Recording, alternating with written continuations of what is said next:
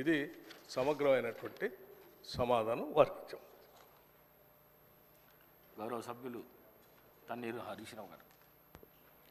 Speaker sir, నేను 21 సంవత్సరాల నుంచి ఈ సభలో ఉన్నాను. మంత్రిగా పనిచేశాను, ప్రతిపక్షంలో కూడా సభ్యుడిగా పనిచేశాను.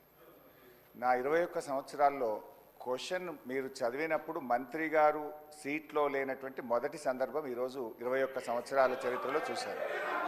కొన్ని సందర్భాల్లో ఏదైనా ప్రత్యేకమైన కారణం వల్ల సభ్యుడు రాకపోతే మంత్రి గారికి ఏదైనా అర్జెంట్ ఉంటే ఇన్ఫార్మ్ చేస్తారు, క్వశ్చన్ పోస్ట్పోన్ చేసి తర్వాత తీసుకుంటారు. బట్ వెన్ స్పీకర్ కాల్స్ తప్పకుండా మినిస్టర్ గారు అక్కడ ఉన్న సందర్భం ఉంది. అయినా సభ గౌరవాన్ని హుందాతనాన్ని దృష్టిలో పెట్టుకొని నేను వదిలేస్తున్నాను. అధ్యక్ష, ఈరోజు గౌరవనీయులు బట్టి విక్రమార్క గారు, గౌరవనీయులు ఉప ముఖ్యమంత్రి బట్టి విక్రమార్క గారు నేను అడిగిన ప్రశ్నకు వారు సమాధానం ఇచ్చారు. రాష్ట్ర ప్రభుత్వం ఎఫ్ఆర్బిఎం కింద తీసుకున్న అప్పులు 51,277 కోట్లని చెప్పారు. అఫ్కోర్స్ ఈరోజు ఉదయం నేను రిజర్వ్ బ్యాంక్ ఆఫ్ ఇండియాది కూడా రిపోర్ట్ తీసుకున్న పొద్దున్నే నెట్లో. ఈరోజు కలిపితే ఇంకో 3,000 కోట్లు పెరిగింది. ఆల్రెడీ ఇంతకుముందే 2003వ తారీఖు 5వ తారీఖు తీసుకున్నారు. ఇవాళతో కలిపితే ఇంకో 1000 పెరిగింది. 55,277 కోట్లు ఎఫ్ఆర్బిఎం కింద తీసుకున్నారు. కార్పొరేషన్ గ్యారంటీల కింద 61,991 కోట్లు తీసుకున్నారు. 10,099 కోట్లు గ్యారంటీ లేకుండా తీసుకున్నారు. మొత్తంగా కాంగ్రెస్ పార్టీ ఏడాది పాలనలో చేసిన అప్పు ఎంత అంటే 1,27,208 కోట్లు. ఒక్క ఏడాదిలో వీళ్ళు చేసిన అప్పు 1,27,208 కోట్లు. 5 ఏళ్లకు మనం లెక్క కడితే ఎంత అవుతుందంటే అధ్యక్ష, 6,36,040 కోట్ల రూపాయలు 5 ఏళ్లలో కాంగ్రెస్ ప్రభుత్వం చేయబోయే అప్పుగా దీన్ని బట్టి మనకు స్పష్టంగా కనబడతా ఉంది. ఇకపోతే అధ్యక్ష, ఈ మధ్యకాలంలో కాంగ్రెస్ పార్టీ నాయకులు వైట్ పేపర్, కాంగ్రెస్ పార్టీ పెట్టిన వైట్ పేపర్ బుక్ కూడా తెచ్చాను అధ్యక్ష. ఇది వైట్ పేపర్. అదేవిధంగా బట్టి విక్రమార్క గారు ఈ సభలో పెట్టిన పేపర్. దీని ఆధారంగా నేను పోయినసారి బడ్జెట్ సమావేశాల్లో కూడా చాలా స్పష్టంగా చెప్పాను. మీరు గతంలో బీఆర్ఎస్ పార్టీ 10 ఏళ్ల కాలంలో 671 అని ఒకరంటారు, 7 లక్షల కోట్లని ఒకరంటారు, 711 అని నోటికొచ్చినట్టు మాట్లాడుతున్నారు. I challenge in this house, ఒకరోజు స్పెషల్గా డిబేట్ పెడతారా పెట్టండి, లేదు ఆడిటర్లను పిలిచి పెడతారా, ఫైనాన్స్ డిపార్ట్మెంట్ పెట్టి పిలుస్తారా పిలవండి. ఐ వాంట్ టు ప్రూవ్ 10 ఏళ్ల బీఆర్ఎస్ కాలంలో జరిగిన మొత్తం అప్పు కేవలం 4,17,496 మాత్రమే. కానీ గోరంతలు కొండంతలు చేసి గోబల్స్ ప్రచారం చేసేటువంటి ప్రయత్నాన్ని ఈ సభ ద్వారా నేను తీవ్రంగా ఖండిస్తూ ఉన్నాను. గతంలో గౌరవనీయులు బట్టి విక్రమార్క గారు ఎన్నికల ముందు ఆదాయాన్ని సమకూర్చడంలో కాంగ్రెస్ పార్టీకి అపారమైనటువంటి అనుభవం ఉంది, హామీలన్నీ నెరవేర్చడం మాకు పెద్ద సమస్యే కాదు అని ఎన్నికల ముందు చెప్పారు. వీడియో కూడా ఉంది, కావాలంటే పంపిస్తాను. ఇప్పుడు అధికారంలోకి వచ్చిన తర్వాత ఏమైంది, ఏడాది అయింది, హామీలు ఎప్పుడు అమలు చేస్తారంటే అప్పుల పేరు చెప్పి తప్పించుకునేటువంటి ప్రయత్నం చేస్తున్నారు. ఒక అబద్ధాన్ని 100 సార్లు చెప్తే నిజమైతే అనే విధంగా గోబల్స్ ప్రచారం చేస్తూ ఉన్నారు. అందుకే ఈ శాసనసభ వేదికగా సభ్యులకు రాష్ట్ర ప్రజలకు కూడా ఈ 7 లక్షల కోట్ల అప్పు అని కాంగ్రెస్ పార్టీ చేస్తున్న ప్రచారం తప్పు అని ఈ సభ ద్వారా రాష్ట్ర ప్రజలకు నేను తెలియజేయదలుచుకున్న అధ్యక్ష, ఆర్బీఐ కంటే గొప్ప వాళ్ళు అయితే ఉండరు అధ్యక్ష. ఇన్ఫ్యాక్ట్ అధ్యక్ష, ఈ 4,17,496 కోట్లలో కూడా 10 ఏళ్ల బీఆర్ఎస్ పాలనలో 4-5 ప్రత్యేకమైన విషయాలు ఉన్నాయి.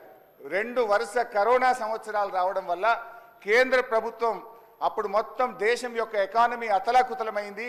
మీరు రాష్ట్రాలు 1.75% అదనంగా అప్పులు తీసుకోండి, క్యాపిటల్ ఎక్స్పెండిచర్ చేయండి అని కేంద్ర ప్రభుత్వం చెప్పడం వల్ల మనము తీసుకున్నటువంటి అప్పులు కూడా ఉన్నాయి.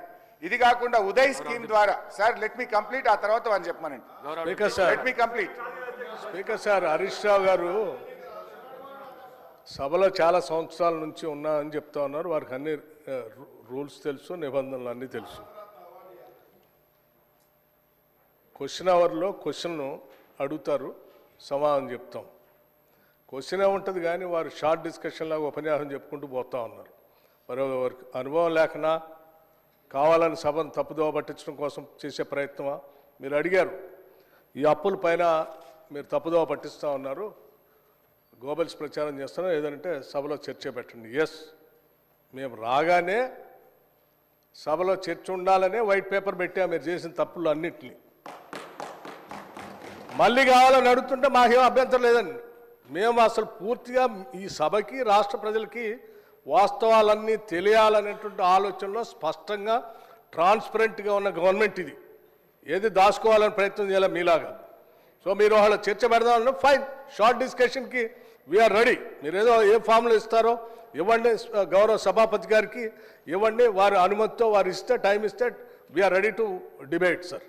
అంతేగాని ప్రశ్నలంతా వదిలిపెట్టి మొత్తం పాత కథలన్నీ చెప్పుకుంటూ వారి చరిత్ర అంతా చెప్పుకోవడానికి ప్రయత్నం చేస్తే అది వినటానికి మేము ఈ ప్రశ్న క్వశ్చన్ అవర్ ఇట్లా వేస్ట్ చేయొద్దు అధ్యక్ష. ఎవరు భుజాలు తడుముకుంటున్నారో స్పష్టంగా అర్థమైంది, ప్రజలైతే చూస్తున్నారు. అయితే అయితే అయితే గౌరవ డిప్యూటీ స్పీకర్ గారి యొక్క సవాల్ను నేను స్వీకరిస్తా ఉన్నా. ఆల్రెడీ బీఆర్ఎస్ పార్టీ తరఫున మేము ప్రివిలేజ్ మోషన్ ఇచ్చాం. Privilege motion on honourable deputy CM we have given sir. That privilege motion is pending. Sir సభ మళ్ళీ సభను కూడా మళ్ళీ తప్పుదోవ పట్టిస్తున్నారు అధ్యక్ష. మళ్ళీ తప్పుదోవ పట్టించిన అంటే లేస్తే సత్యదూరమైన మాటలు మాట్లాడటం తప్ప వాస్తవాలు మాట్లాడితే తల పగిలిపోతారు అని ఏమైనా శాపం ఉందని నా అనుమానం అధ్యక్ష. వీళ్ళకి అస్సలు వాస్తవాలు మాట్లాడరు అధ్యక్ష, అన్ని సత్యదూరాన్ని. ఏంది ప్రివిలేజ్ మోషన్? మీరు ఆ ప్రివిలేజ్ మోషన్ ఇచ్చేది అధ్యక్ష. వీళ్ళు ప్రివిలేజ్ మోషన్ ఇస్తారా సభా నిబంధనల గురించి, సభా నియమాల గురించి? దేనికి ప్రివిలేజ్ మోషన్ అధ్యక్ష? దేనికి? నిన్న చూపించాను నేను అధ్యక్ష. రూల్స్ బుక్ వాళ్ళ హయాంలో తయారు చేసింది. పాత రూల్స్ బుక్ అన్నిటిని కూడా మార్చేసి వాళ్ళకు అనుకూలంగా ఉండేటట్టుగా రూల్స్ బుక్ అంతా తయారు చేసుకొని సభలో పెట్టి ఆ రూల్స్ బుక్లో ఏం చూపించారు అధ్యక్ష? స్పష్టంగా ప్లకార్డ్స్ తీసుకొని రావద్దు, స్లోగన్స్ ఇవ్వద్దు, పొరపాట్లు అట్టు చేస్తే వాళ్ళ మీద చర్యలు తీసుకోవాలని చెప్పి అన్ని చాలా స్పష్టంగా రూల్స్ బుక్లో పెట్టి నిన్న మీరు చేసింది అధ్యక్ష. ఏం చేశారు మీరు? సభలో మీరు కానీ మీ నాయకుడు ఆనాడు ముఖ్యమంత్రిగా ఉన్నటువంటి కె చంద్రశేఖరరావు గారు సభలో చెప్పినటువంటి ఏ ఒక్క అంశాన్ని అమలు చేశారు అధ్యక్ష? సభ నిబంధనలు పూర్తిగా ఉల్లంఘించారు వాళ్ళు. హౌస్ ప్రివిలేజ్ మొత్తం పక్కదో పట్టించింది వాళ్ళు. ఒకటి కాదు, రెండు కాదు, 3 ఎకరాల భూమి బరాబర్ ఇస్తామని చెప్పారు దళితులు, గిరిజనులకు. ఇచ్చారా? ఈ సభలోనే కదా చెప్పింది వాళ్ళు. ఈ సభలోనే కదా అధ్యక్ష చెప్పింది. డబుల్ బెడ్రూమ్ ఇల్లు ఇస్తా అని చెప్పారు, ఇచ్చారా అధ్యక్ష? ఉద్యోగాలన్నీ పూర్తి చేస్తా బరాబర్ అన్నారు, చేశారా? 2 భిన్నమైనటువంటి డైలాగ్స్ నేను వినిపించగలను అధ్యక్ష. బరాబర్ ఉద్యోగాలు ఇస్తాం అన్నది ఒకటి, ప్రభుత్వంలో ఏడున్నాయి ఉద్యోగాలు, ఏడ తీసుకొచ్చి ఇస్తామని అడిగింది ఇక్కడ నుంచే. సభ నిబంధనలు నియమాల గురించి, సభ నిబంధనలు నియమాల గురించి, ప్రివిలేజెస్ గురించి వారు మాట్లాడితే ఎట్లా అధ్యక్ష? వారు ఏమన్నారు? నేను ప్రివిలేజ్ ఇచ్చారట. ఎందుకు? సభ జరిగేటప్పుడట సభలో ఏంటి ప్రభుత్వానికి సంబంధించిన అంశాలన్నీ బయట మాట్లాడకూడదు కదా, మీరు ఎట్లా మాట్లాడతారు? ఏం అధ్యక్ష నేను మాట్లాడింది ఏంటి?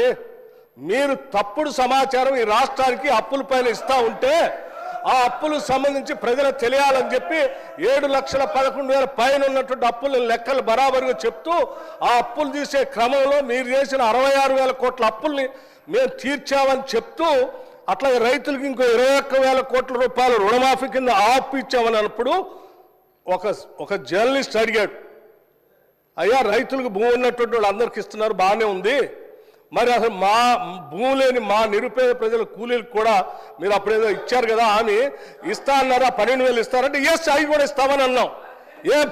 భూమి లేని నిరుపేద కూలీలకి 12,000 కూడా ఇస్తాము, అది ఒక జర్నలిస్ట్ అడిగిన దాని మీద ఇస్తామని చెప్పిన దాన్ని అది ప్రివిలేజ్ మోషన్.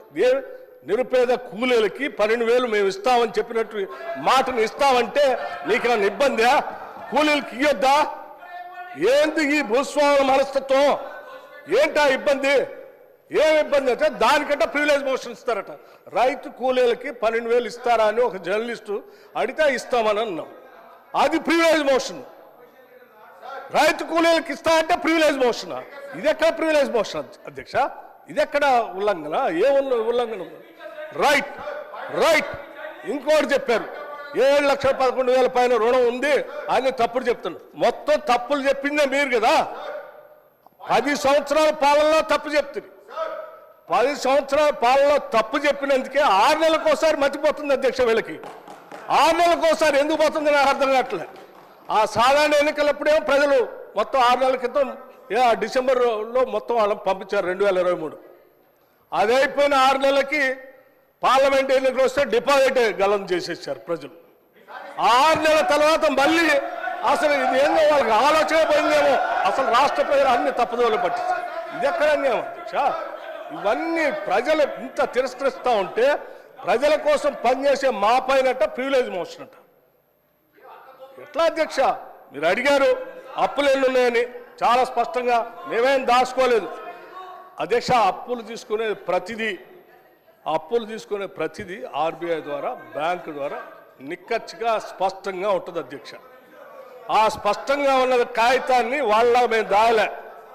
వాళ్ళు ప్రతి సందర్భంలో 7 లక్షల పైన అప్పు ఉందనేది ఏది మీరు కార్పొరేషన్ ఇచ్చిన గ్యారంటీస్ వాటిని ఎప్పుడు కలిపి చెప్పలే. కానీ వాళ్ళు మేము చెప్పామే, దాచుకోలేదు కదా. మీలాగా సభను తప్పుదో పట్టించ మీరు ఎప్పుడు చెప్పలేదు. 7 లక్షల పైబడి ఉన్న మాట దాచిపెట్టారు మీరు. మేము ఇవాళ దాయలేదు. నువ్వు ప్రశ్న అడిగితే స్పష్టంగా ప్రశ్న సమాధానం చెప్పాం. దీనిపైన చర్చ కావాలన్న ఫైన్ రెడీ మేము. Sir one minute Harish Rao గారు, మీరు అడిగిన ప్రశ్నకు కరెక్ట్గా మీరు అడిగితే ఈ డైవర్షన్స్ కావు. ఈ డైవర్షన్స్ అయితే 1 అవర్ లోపల నీకు 10 క్వశ్చన్స్ ఏడాగా కంప్లీట్ అవుతాయి. దయచేసి మీరు వేరే దానికి పోకుండా క్వశ్చన్కు సంబంధిత ప్రశ్నలే అడగండి మీరు దయచేసి ప్లీజ్.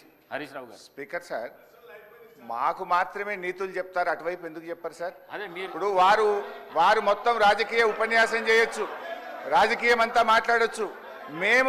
నేను I was confined to the subject sir. నేను డీవియేట్ కాలేదు. దయచేసి మీరు మా హక్కులను కాపాడాలి సార్. వికారాబాద్ ప్రజలు కూడా చూస్తున్నారు సార్. మా హక్కులు కాపాడాలి సార్. మీరు ఇక్కడ స్టార్ట్ అయితే అధ్యక్ష, స్పీకర్ సార్, మీరు ఒక విషయాన్ని క్లారిఫై చేయాలి. ఆ రకంగా శాసించడం కరెక్ట్ కాదు సార్. అధ్యక్ష, నాకు హరీష్ రావు గారి మీద చాలా హరీష్ రావు గారి మీద చాలా గౌరవం ఉంది అధ్యక్ష. వారు సీనియర్ సభ్యులు, గతంలో 10 ఏళ్ళు ఉన్నారు, అంతకుముందు కూడా ఉమ్మడి రాష్ట్రంలో ఉన్నారు, ఇప్పుడు కూడా ఉన్నారు అధ్యక్ష. వారు మాట్లాడితే పదే అసలు సభాపతి అన్నా సభా స్థానం అన్నా గౌరవం లేకుండా వాళ్ళు మాట్లాడుతుంటే ఎట్లా అధ్యక్ష? నిన్న అధ్యక్ష నేను చూశాను బీఎస్సీ సమావేశం జరిగేటప్పుడు అధ్యక్ష వీళ్ళు చేసింది ఏంది? బీఎస్సీ సమావేశం జరిగేటప్పుడు నిన్న కూడా నిరసన చెప్పిపోయారు అధ్యక్ష. నేను అందుకే చెప్తాను, బీఎస్సీ సమావేశం జరుగుతూ ఉంది. 10 ఏళ్ళు బీఎస్సీలో ఏం చేసావు అధ్యక్ష? మీకు సభకి రాష్ట్ర ప్రజలకు కూడా తెలియాలి ఏం చేసావు అధ్యక్ష.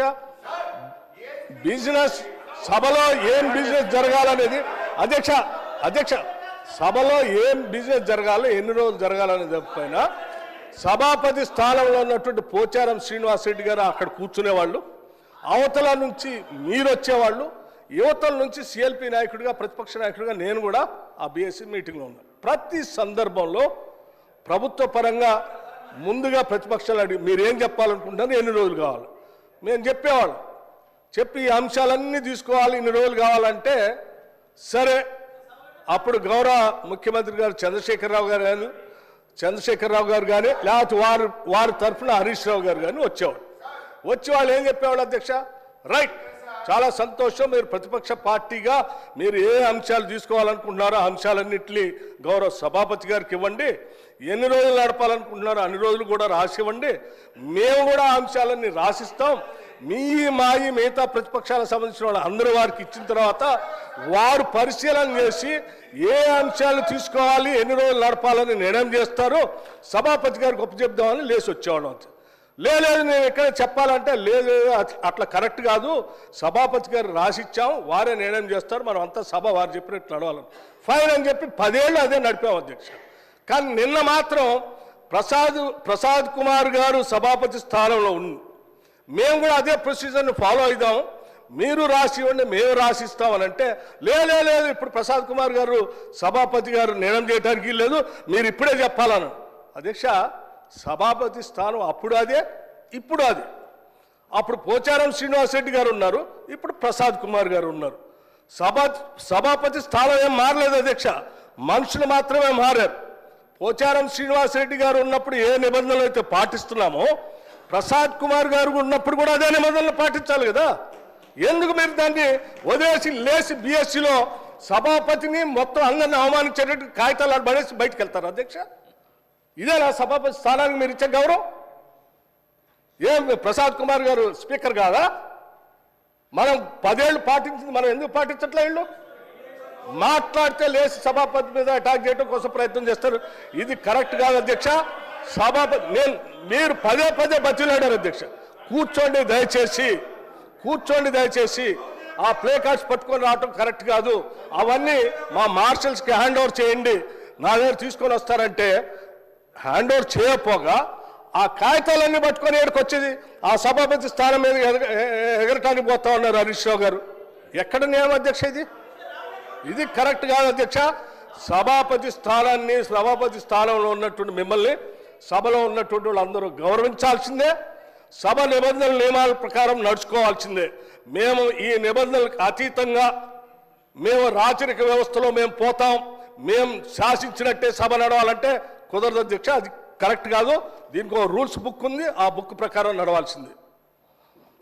హరీష్ రావు గారు, మీరు మాట్లాడుతూ వికారాబాద్ ప్రజలు చూస్తున్నారు అన్నారు. వికారాబాద్ ప్రజలు కాదు, రాష్ట్ర ప్రజలు, దేశ ప్రజలు, ప్రపంచ ప్రజలంతా చూస్తున్నారు.